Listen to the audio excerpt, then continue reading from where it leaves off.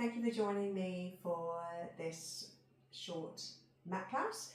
We're just going to be focusing on some basic movement patterns, some brain-body connections, breath, the concept of stability, and then some stretching at the end. So you won't need any equipment, just yourself and a mat. You might need something just under your head for when we're lying down.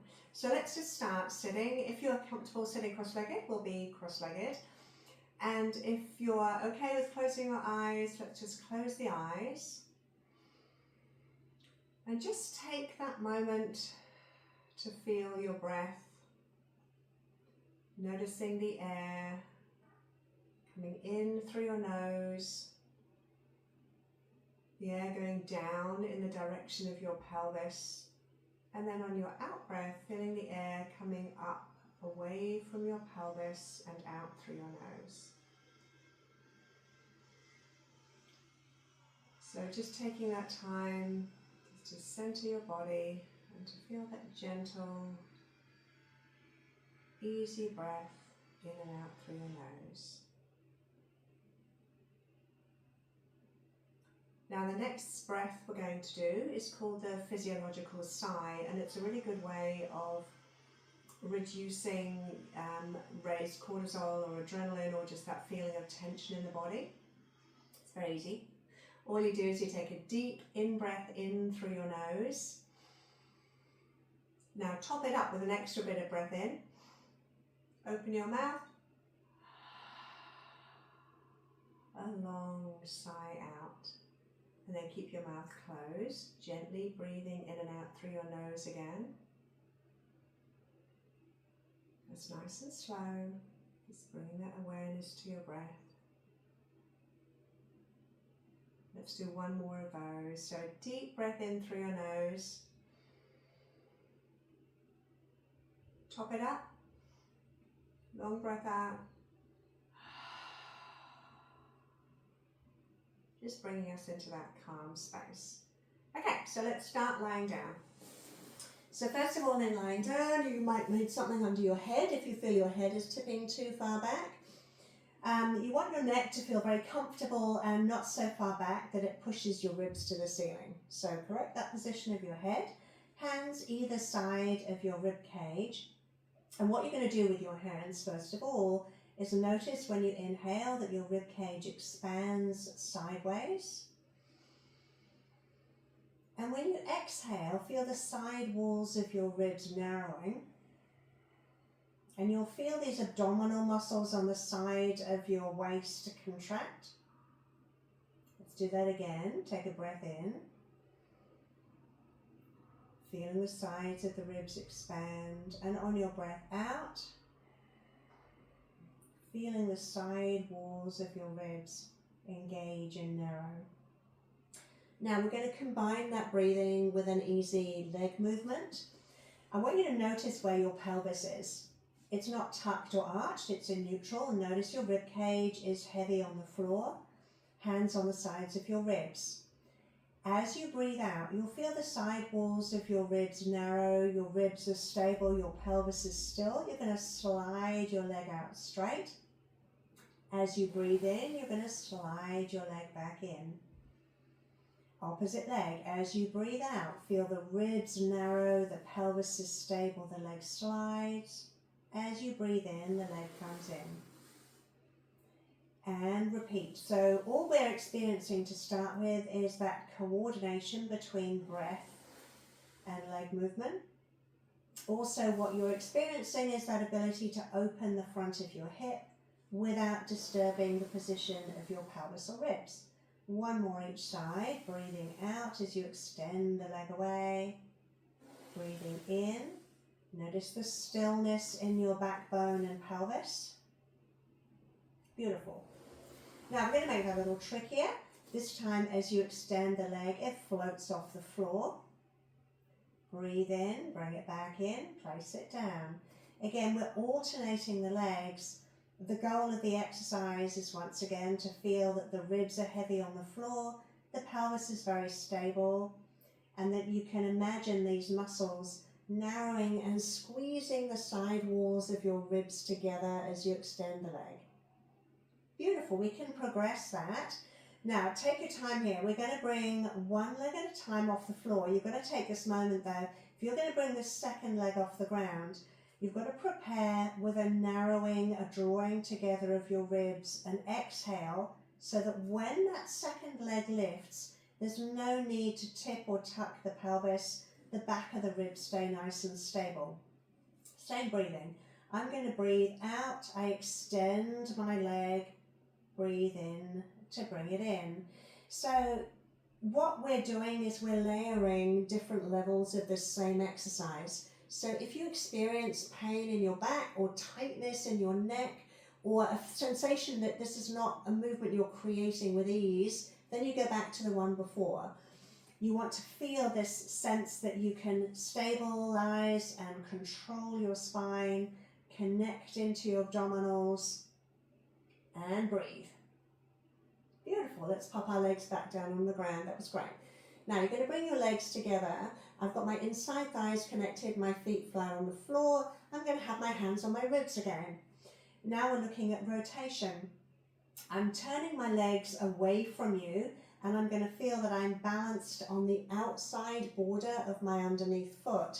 My knees are still in alignment, and the rotational movement comes from around this area of my rib cage where my hands are. Let's go to the other side. So I'm tipping over onto the outside border of my foot. The control mechanism again is these muscles where my rib cage narrows around my center. So with your breath, what you're going to be doing is breathing out as you rotate, feeling these rib cage muscles narrow, breathing in. Opposite side, breathing out, breathing in. Keep going. So the rotational component of the spine is actually around this area. So the muscles that are controlling that are the same ones that you felt narrowing when you breathed out. Often we find rotation quite tricky because we try to drive it from our lower back. So reminding yourself it's actually this area that's doing the control. One more with our feet down, breathing out. Now, if you're comfortable with it, we can do the same exercise with the legs in the air. Let's step them up one at a time. Glue your inner thighs together, and once again, feel that connection around your rib cage. So I'm using my hands to squeeze my ribs together as I turn. Breathing out, I feel the ribs get narrower and narrower and narrower.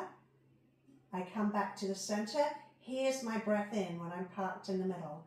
I'm breathing out, feeling my rib cage narrowing, feel that abdominal control. Now I'm breathing in. Breathing out. Breathing in. I'm feeling a sense of control around my waist. No strain in my back. My neck feels very soft and relaxed. Breathing out as you turn. Breathing in. Breathing out as you turn. Breathing in. Beautiful. Pop your legs carefully back onto the ground, and you can turn over onto your side to face me. We're now going to look at controlling the side of the body. So can you see how when you lie on your side, it's quite possible just to sort of get this collapse. You can see my waist here is sort of sinking quite heavily. So see if you can make the top of your waist a little longer, and you can see maybe there's a little bit of connection with the abdominal muscles underneath. That means my spine is in a straight line. So what you're going to be doing first of all is checking that if you straighten your leg, you straightened your leg. You didn't thrust your ribs or arch your back or push your head or change the shape of your waist. Straight spine, waist muscles supporting you, and you just straighten your leg. So just check that out to start with. Now we're going to have an interesting thought about the foot here. So if I drop my toes down, can you see that my outside ankle has gone a bit lengthened? If I pull up, my outside ankle muscles are engaged. They're sort of holding my foot off the floor. So the goal is to keep the ankle here. This is nice because it makes the outside ankle muscle nice and strong. Ribs connected, waist staying long, spine centered. Now your challenge is it possible to move that top leg backwards and forwards without disturbing the shape of your pelvis, without disturbing your rib cage? keeping the outside border of your ankle lifted. This is about isolating the hip joint. Beautiful. We're breathing in, breathing out. Don't make the movement too big.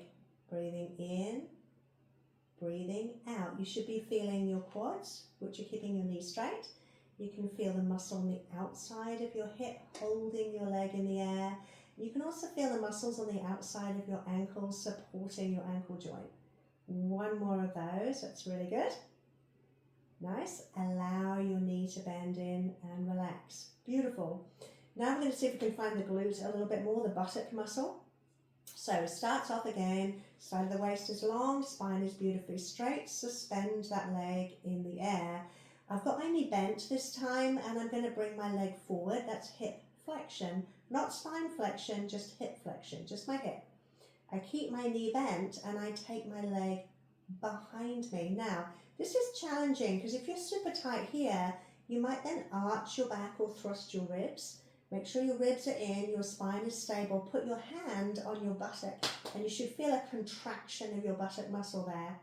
So we bring the leg forward, and as we push the leg behind us, we can imagine that we're standing our foot against a resistance and pressing our foot backwards. So you want to notice as your leg goes behind you, your knee stays bent, and it is exclusively your hip joint that's doing the movement. And then you want to ask yourself, can you actually feel your buttock doing that backwards movement? Or does it feel more like your back is shifting? So as you push your leg behind you, that's your out breath. As I push my leg behind me, I want to notice that my buttock is pushing my leg backwards and my spine is staying very stable. So this is a really important muscle for when we do single leg bridging, which is the next exercise. We want to feel this buttock muscle is in control of pushing the leg backwards. Beautiful. We're just going to do one more. Try to keep that knee in line with your hip. Excellent. Lovely. All right, let's do those on the other side. So first of all, we have to set it up. So we want to know that this top part of the waist is very long. The spine is very straight. There's a little bit of engagement of the side abs on the underneath side. And I want to know that if I straighten and bend that leg, that I'm only moving from my hip joint. My spine isn't doing it. And then once you've got your legs straight, then have a look at your foot. That's dropped down, that's lifted up. Oops, sorry, I'm slightly out of alignment. That's dropped down, that's lifted up. And you want to feel that the muscle on the outside of your ankle is engaging to hold your ankle up. If you've ever sprained your ankle, that's the one that can sometimes get a little bit weak. All right, so here we go. So we're just taking the leg backwards and forwards. So this first exercise is an exercise in making sure you can isolate your hip. It's a way of strengthening the muscle on the outside of the hip joint. I also feel my quadricep, my thigh muscle, holding my knee straight. I'm also focusing on the muscle on the outside of my ankle, holding my ankle up. That's an in-breath, that's an out-breath. Keeping beautifully steady with your spine. Careful that you don't allow your leg to come up too high or down too low. You're just isolating the hip joint in alignment. Very good. Beautiful. Let's do one more. Keep that control of that ankle the whole time. Nice. All right, so now we're going to have both knees bent. I lift my leg. Again, I check the top of my waist is long, the underneath side of my waist is supported, spine is straight. Now, this leg here, I'm going to bring it forward. That's hip flexion, not spine flexion, but hip flexion. When I take my leg behind me, I'm going to stop there for a minute. I feel my glute engage, my buttock is pushing my leg backwards, my ribs are connected, my spine is straight. So every time my leg goes behind, I feel that idea that I can extend my hip joint and I use my buttock to do that job. I'm imagining I'm pushing my foot against resistance. My rib cage and pelvis are really stable. That's your out breath. Nice. Now check that alignment of your leg. Does it feel like your knee has dropped down or lifted up? Do you have the strength to keep that knee in the alignment of your hip joint? Feeling your buttock engaging when your leg is at the back? Nice. Careful that your pelvis doesn't shift. Beautiful. One more. Good work, really nice. Okay, so now we're taking that into single leg bridging. So bridging is the exercise where you stand on your feet and you lift your bottom. I always think that single leg bridging is a better exercise than double leg bridging. It's more functional. When we walk, we push off one leg to drive ourselves forwards. So what I'd like you to do is to keep your right leg on the ground and cross your left ankle over your right knee. And then if you put your hands on your pelvic bones, you can feel as if the pelvic bones are level with each other. If you put a spirit level there, the little bubble would be right in the middle. Now, the idea is I'm standing on my right foot. I'm pushing my right foot into the ground. Let's stay here for a minute. I still have a level, spirit level on my pelvis. I feel like my buttock muscle drove me off the floor, not this pushing upwards of my rib cage. So as I stand on my foot and I lift, I keep my ribs connected, that's my exhale, and I use my buttock to lift me. So there's lots of things to think about. You press through your foot, your ribs connect, that's the first thing. The next thing is check the levelness of your pelvis. The most likely mistake you're going to make is this left side is going to drop down. So keep this left side lifted. Maybe use your hand on your buttock to make sure your buttock is your driver of your hip extension. Check out that your rib cage isn't flaring. You want your ribs to be connected as you lift off the ground. And it should feel like it's an exercise for your buttock and also your hamstring, that's the back of your thigh, of your right leg. That's your breath out. Notice the connection of your foot to the floor, your whole foot, not just your heel. One more. Beautiful, very good. All right, let's cross the other one over. So this is my left leg, right leg crossed over. So the first thing I want to notice again is that my pelvis is square to the ceiling. Pelvic bones are level. I feel my foot in the floor. Here I go. I'm standing on my left foot and I'm pushing my pelvis to the ceiling. So you'll also notice it's not a very high movement. I'm not going very far because I have to only go within the range that my hip can do. If I go higher than what my hip range does, I'll have to shift my spine. Reminding yourself of your breath. That's an out breath. That's an in breath. Remember, when you breathe out, your rib cage narrows and connects. Check out that position of your pelvis. Is the right side of your pelvis staying lifted or is it starting to collapse downwards? Does it feel like your left buttock and the hamstring are both working together? Can you feel that connection of your foot down onto the ground as you press your leg down?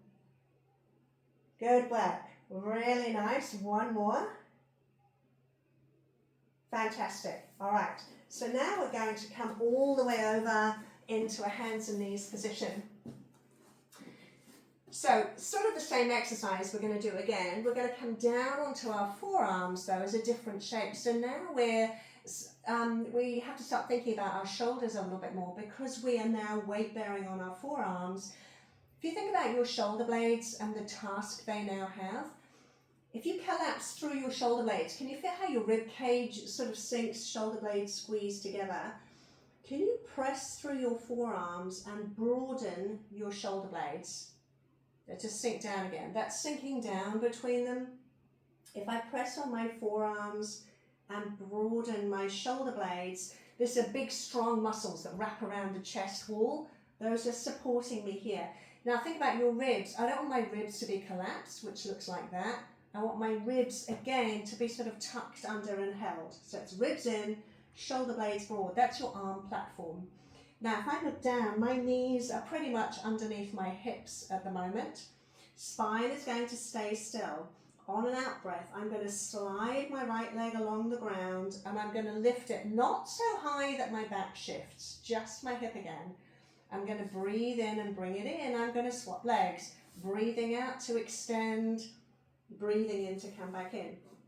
Now your challenge here is to have no movement of the shoulder blades. They're broad, my arms are pressing down, no movement of the rib cage. I feel like my rib muscles are connecting into my body the whole time. So remember all the exercises we already did. It's about being able to isolate the hip joint. So as you lift your leg, there's more work here because you're lifting against gravity, and you want to experience strength in your middle, strength in your hip muscles, breathing out as you lift, breathing in as you come down, one more, breathing out as you lift, breathing in as you come down. Beautiful work, really good. Now, a little bit of work for the arms. So what I thought we'd do next is actually do some work around the back of the shoulder blades, around the back of the rib cage, and see if we can get some connections around this area of being able to be fully supported into the arms. So this is I loosely call it a press up. We're going to be starting off again, shoulder blades wide, shoulder blades narrow, and just really feel that nice strong connection around the ribs, shoulders away from ears. So the first movement you're going to do is allowing the elbows to bend to the sides and allowing your shoulder blades to narrow slightly. Now check yourself out in the mirror or in whatever you can see yourself in. Can you tuck your ribs in a little bit more? Can you get your shoulders away from your ears but also allow them to be slightly narrowed? That's that position. Press through your arms and feel how your shoulder blades broaden and your spine comes back up again. Let's try that again. Elbows bend, shoulder blades draw together and down, elbows straighten, shoulder blades broaden. And can you see in your own body that your spine doesn't change shape when you do that? It's just a hip hinge. So the movement is just coming from your hip joint here, where my blue stripe is. All right, that may be enough for you. If you're happy to do a little bit more, let's come a little bit further forwards with the arms and let's lift the knees. So we've got a little bit of hamstring engagement. That's quite helpful. Now, can you see there? That's my hips in a flexed position. If I come forward, that's my hips extended, my ribs are tucked in, my shoulder blades are broad. I'm going to do the same exercise. I'm going to widen my elbows but narrow my shoulder blades. I'm going to press through my arms, shoulder blades wide. So one of the big things here is you should be able to move your arms and not change the shape of your spine, but also reminding yourself that your arm strength isn't coming from your elbows. Your arm strength is coming from the big muscles that wrap around your chest wall. It's the shoulder blades. It's the front of the chest. We'll do one more of those. Beautiful. Nice. Take a mini break for a minute.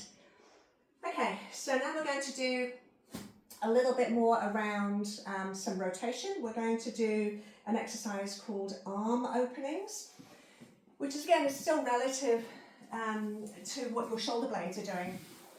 So take a lay down on your side, hands behind your head. We'll start it off this way. So have a look at your knees. Your knees are balanced, one immediately on top of the other. Your hands are behind your head. And at this point here, you can feel how these chest muscles are slightly squeezed together and your shoulder blades are slightly wide. So if I lift my elbow to the ceiling, my shoulder blade slightly narrows, but my chest muscle gets wide. Keep your head rested on your hands, keep your knees together, and just experiment first of all and see what happens if you rotate open. Just stay there for a minute. Big cheat here is that your rib cage could push forward, or you could slide your knee backwards. We want to try to keep the knees squeezed together, the ribs tucked in, and imagine we're just opening the muscles across the front of the chest. Let's come back where we started from. So on a breath in, keep the knees where they are. Think about opening the front of your chest as you breathe in and breathe out. Beautiful. And again. Breathe in and breathe out. Breathe in, think about your chest opening, ribs connected, and breathe out. Good job, one more. Breathing in and breathing out. Lovely, let's swap sides. That should feel like a challenge for your upper back and your rib cage area, not your lower back. Remember, rotation is from this area It doesn't happen around your lower back. Your low back joints can't do rotation, so don't ask them to do it. Right, here we go. We've got knees together. Let's just set the scene. So knees are stacked, one on top of the other. Ribs are slightly tucked in. My head is back on my hands. So the first one you do, just take a moment here when you rotate to think this through. Let's stop here just for a moment. So I feel like my collarbones and my chest is opening, but I feel my knees are still in the same place, and I feel like I've rotated around my rib cage. So let's do that with some breath. So we are going to breathe in. Remember, just let your head come with you, and breathe out. Beautiful. And again, breathe in, feel the chest wall opening, and breathe out.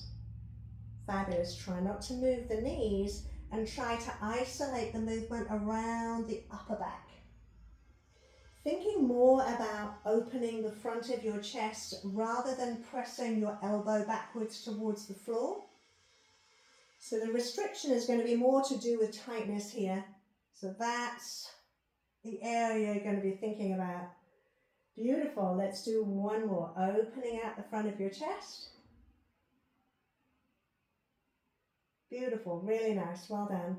Okay, one more thing. Let's come into sitting, and we're going to do a mobility exercise. You have to be careful when you do mobility. It's really tempting to sort of just let yourself blob into it or relax when we're practicing stretching or mobility exercises. You always want to feel that you have muscular control. You never want to get to an end of range and just feel you completely let go. Joints and ligaments and muscles don't like that at all. So I want you to feel strong when you're doing this. So we're sitting in a position where we've got one leg out straight, one knee bent. You could sit on something. If this is a difficult place to get to, have a sit on a couple of cushions.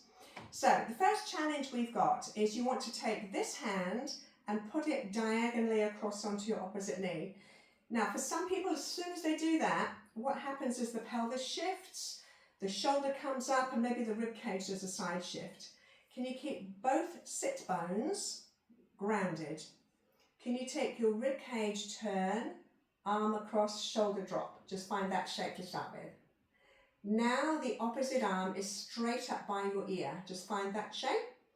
Now, you might just want to stay there, but what we're going to do is we're going to add on a side bend if you feel comfortable with it. Now, let's just stay here and think about this for a minute. This shoulder is out of your ear.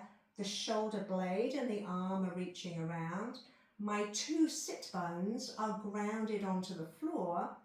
I'm allowing my ear to drop over. So we've got a beautiful side bend, but I'm fully in control. I'm not just falling into it. Lovely. Come back up again.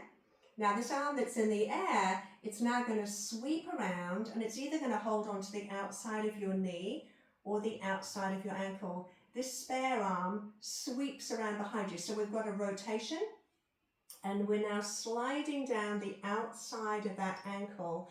Again, take a moment to think this through. Shoulder away from ear. This opposite hip is grounded.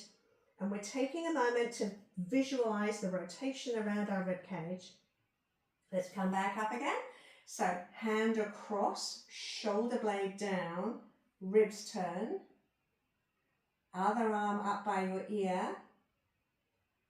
Side bend. Stay there. Let your ear drop over. You're creating a side bend through your rib cage with a little bit of rotation. Try to keep your sit bones grounded. Fabulous. Up we come. Let's rotate now. We're turning our chest to turn to face the straight leg. Just slightly down the outside of the knee towards the outside of the ankle. Shoulders drop slightly. My back arm is reaching, there it is, behind me, and I'm looking down at the outside of my leg. Beautiful. Okay, let's swap sides. So first of all, when you swap sides, it's always interesting when we swap around just to feel that difference between our two sides. Can you feel your two sitting bones? Do you feel upright? Maybe you might need to sit on something on this side that you didn't on the other. Hand across, shoulder blade down, chest wall is turned, so you're sort of angled in towards that leg. Arm up by your ear. Then allow yourself to go into a side bend. Just let your ear drop over a little bit. And just sort of experiencing that nice opening through the side of your body, making sure that you're breathing. Both sit bones are anchored. Fabulous. Up we come. Now I'm going to take that arm and we're going to reach it down the outside of the knee, outside of the ankle, opposite arm, reaching behind. And again, you might find on this side it's different. Maybe you have to anchor this opposite hip a little bit more. Maybe you have to work a little bit more to feel the shoulder blade wrapping around the outside of your rib cage. Let's do that one more time. Hand across, shoulder, this is this rib cage turning, arm up by your ear. And then you're just coming over into your side bend, just stay there. Feel both sit bones are anchored, allowing your ear to drop over. Beautiful. Up you come. Arm down towards the outside of your leg, other arm reaching behind you, shoulder dropped, rib cage is turning, and feeling that nice rotational movement. Beautiful. And back up into the center.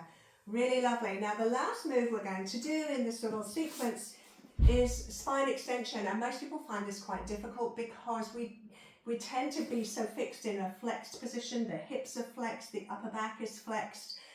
When we go into spine extension, we tend to load it a lot into the lower back. So let's have a think about how we're going to do this.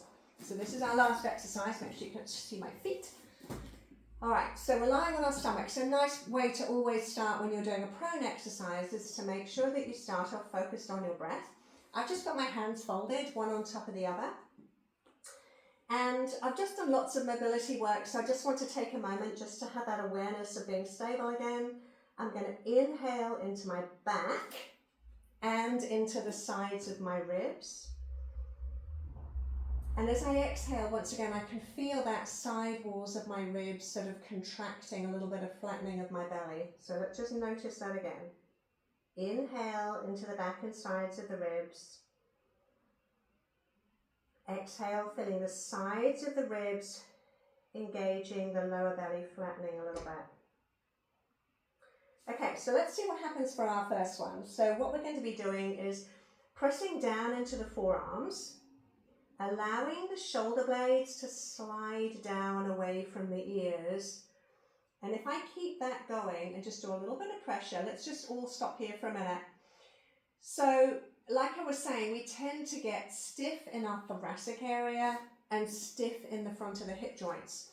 So I want to do this movement and be inclusive. The front of my hips are opening, my upper back is moving.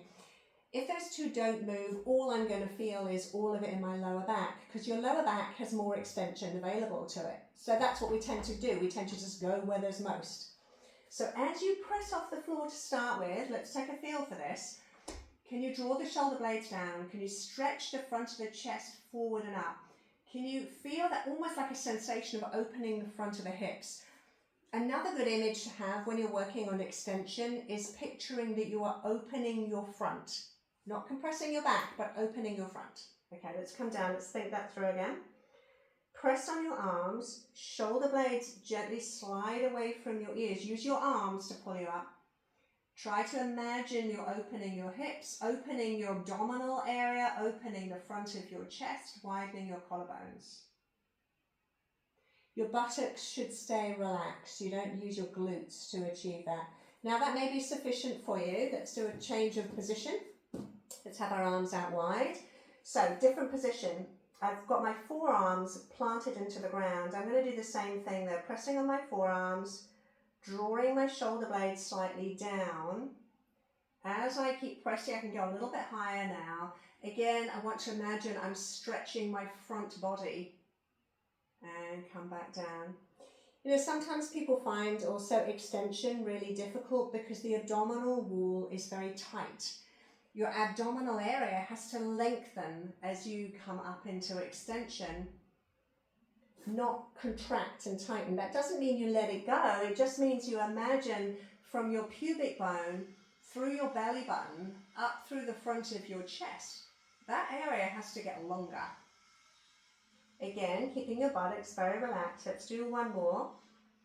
I'm breathing out, trying to lengthen my front, shoulder blades slightly down.